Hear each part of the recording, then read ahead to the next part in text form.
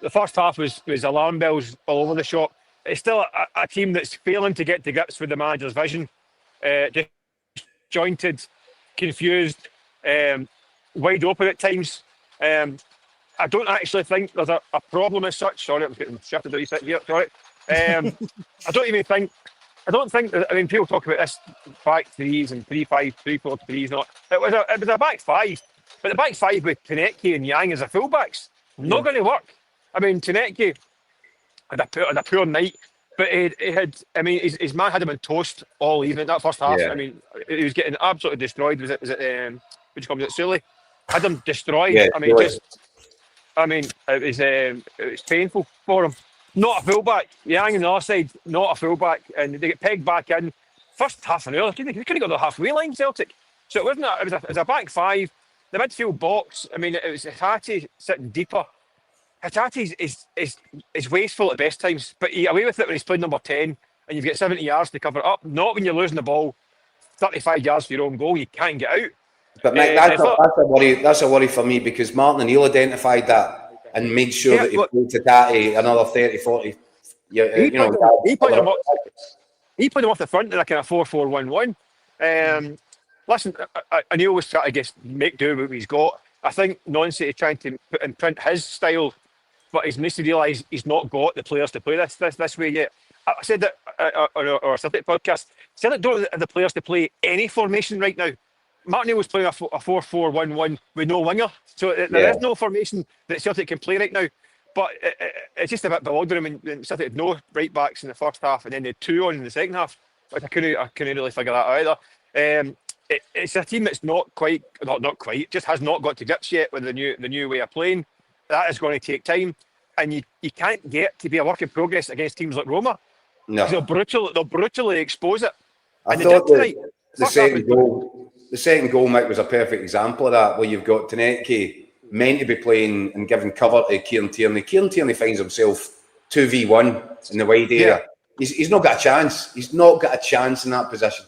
And Tanecki's 20 yards further forward than he should be. And it just, that's a worry for me, that I'm not sure the players understand what it is they're being asked to do here. Because surely that's not what the manager wants. Well, I just think, I think the guy needs to have time to do his own thing, but you don't get time in the middle of December. I think sometimes you have to look at what you've got and then reverse engineer it from that. You don't say, I want to play 4-4-3 and then make it fit. You have to take what you've got and reverse engineer it to make it work, and that's not happening right now. Which is exactly what Martin O'Neill did, Mick. He looked at what he had available to him and he put out a system that he felt would make Celtic best able to win games of football. What he did was he tried to limit the amount of square pegs and round holes to one or two, and then whereas at the moment it now looks like 5 or 6 round pegs and square holes, or vice versa. So that's something that I think that it might take a step back to kind of think, wait a minute, I don't have the personnel to play this way just now. As I said, I don't get the personnel to play any kind of way just now. Just need to get by. I think any actual coming back is a boost, because I think you could get away with Dyson Maeda playing that wing back role rather than Tanecki, and that might make it a bit more workable. But the Yang as a right back's not going to work. It isn't going to work. Yang as a right back. He's just not that kind of player. He's not as dynamic enough to play that kind of role. Problems all over the pitch for Celtic tonight. A lot for Nancy to think about in the next few days. St Mirren and Sunday is looking increasingly ominous by the day. If it was a team who are pragmatic, who will hone in on any weaknesses and exploit them. Another thing I've noticed for a long time with Celtic, but especially tonight, was the difference in size between Roma and Celtic.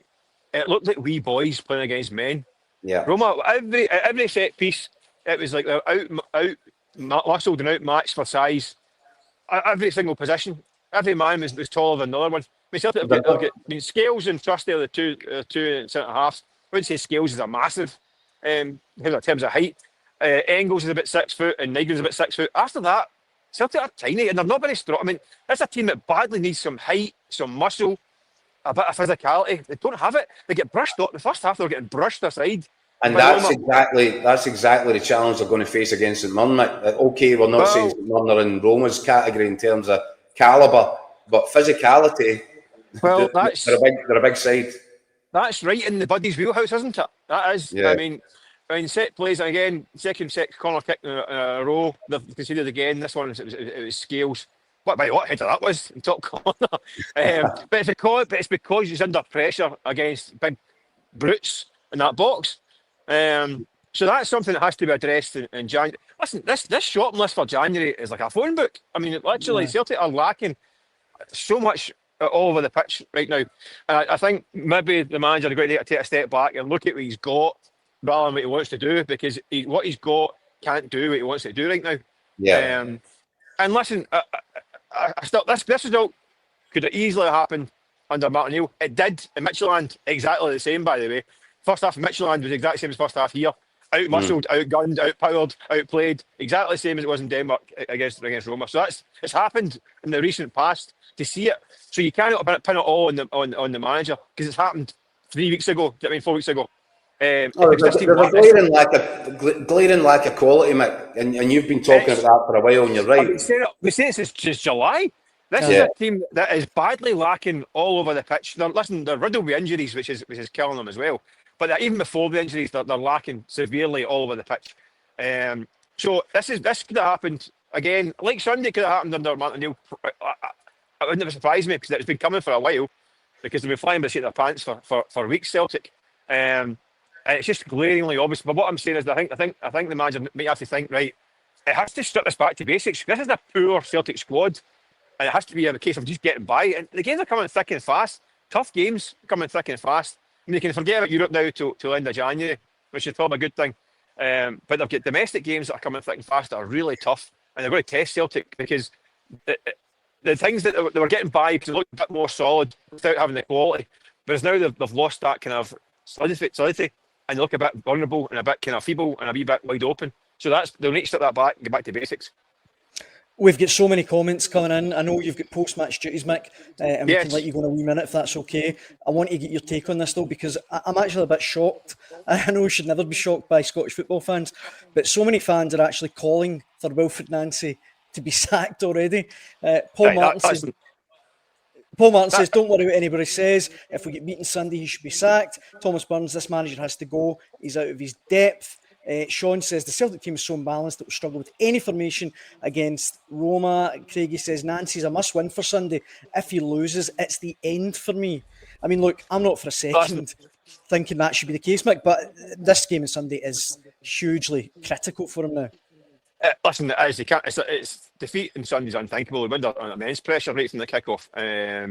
It's a long way back from that point.